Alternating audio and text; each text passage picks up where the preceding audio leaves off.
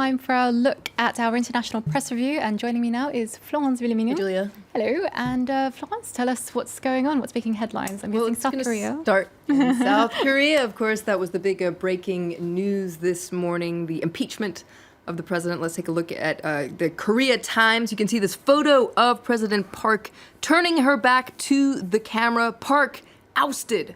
This article hopes that the Constitutional Court's historic ruling will put an end to the long-lasting political turmoil and social unrest that the country has experienced over the past couple months. Yeah, it's an incredible fall from grace for the South Korean president, whose life has been something of a storybook, hasn't it? It sure has, and there's a really interesting article in the Korea Herald that says that her life story is stranger than fiction, and it really comes back on her life and career. You can see a photo there of her father, because she was the daughter of Korea's Cold War military dictator, South Korea's first female president, the so-called Queen of Elections. If you want to know more about her and her fall from grace, do check out this article in the Korea Herald. Now, what's next for South Korea? Well, you can read more about that in another article in the Korea Herald now. A new leader must be elected within 60 days in order to fill the vacancy, so that doesn't leave that much time for contenders. And this article points out what might happen in terms of a shift in politics. President Park was an icon of the conservative establishment that joined forces with Washington in pressing with a harder line against North Korea, and her downfall is expected to shift politics towards the left, towards an opposition that wants more engagement with North Korea and to diffuse tensions with China. So it'll be interesting to see what happens. And speaking of China, they're probably keeping a very close eye on what's going to happen next. Absolutely, because this could affect regional politics. Let's take a look at a cartoon in the Global Times. Now, do keep in mind, this paper was printed before that news that impeachment actually went through. You can see here the President Park hanging on for dear life to this cliff that represents impeachment. So the Global Times expecting for that impeachment to go through. Well, moving on, papers are focusing on a meeting scheduled between the Russian president and the Turkish president, probably coming up in about an hour and a half or so. That meeting that's going to take place in Washington. Big news, as you can imagine.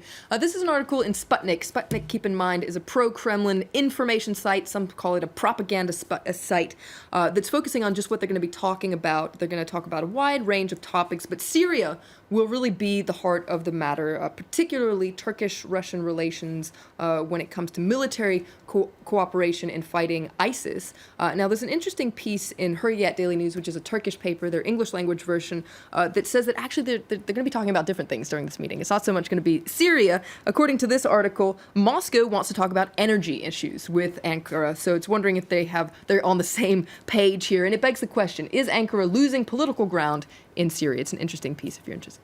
And speaking of Syria, papers are also reacting to America's deployment of extra troops on the ground there. Big story. Let's take a look at the front page, well, an article rather, in L'Orient Le Jour. This is a Lebanese paper. So Donald Trump has ordered more boots on the ground, 400 more soldiers to help in the battle against the Islamic State group, particularly in Raqqa, the self-proclaimed capital of the Islamic State group in Syria. You can see this photo actually taken in northern Syria. It shows a U.S. convoy there. So you can see L'Orient Le Jour is wondering, are we going towards this change in strategy for the United States in Syria? It's definitely a change compared to the Obama administration's policy of disengagement. And if we take a look at another piece from Al Hayat, that's a Pan-Arab paper based in London, they agree this certainly is a change in strategy for the United States. Trump is actually, on top of sending these new troops to Syria, he's also considering sending 1,000 troops to Kuwait. They would be kind of backup troops to be used in Iraq and in Syria in fighting against the Islamic State group. And this article looks at that strategy. The idea is to give generals in the region more flexibility.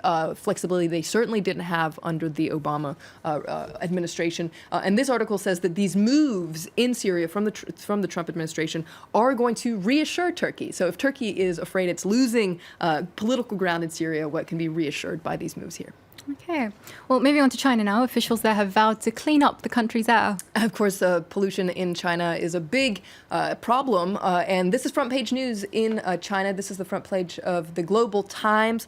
So this is China's top environmental official, Chen Jinning. He called for patience with cleaning up air pollution. But what's interesting is he vowed to solve the smog problem faster than rich, developed countries have done so far. If we take a look at the editorial in China Daily, they applaud the government for wanting to make the skies blue again. The government is aware that it holds the key to bringing air pollution under control.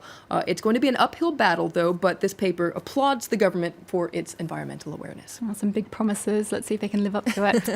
Well, it seems like the tables have turned because it seems now the United States are on the other side. Environmental protection very low on the list in the Trump Not really a priority for the Trump administration. It's really interesting, as you said, see the tables turn. Let's take a look at the editorial of the Washington Post. They're focusing on comments made by Scott Pruitt, the administrator of the Environmental Protection Agency. So he's drawn outrage after saying he didn't believe that human activity primarily contributed to global warming. So a very controversial thing to say. You can see here the Washington Post very upset about this. After all, he is the nation's chief environmental watchdog, and he is a climate denier. But let's end on some interesting news, some positive news, some science news. You can read about it here in Live Science.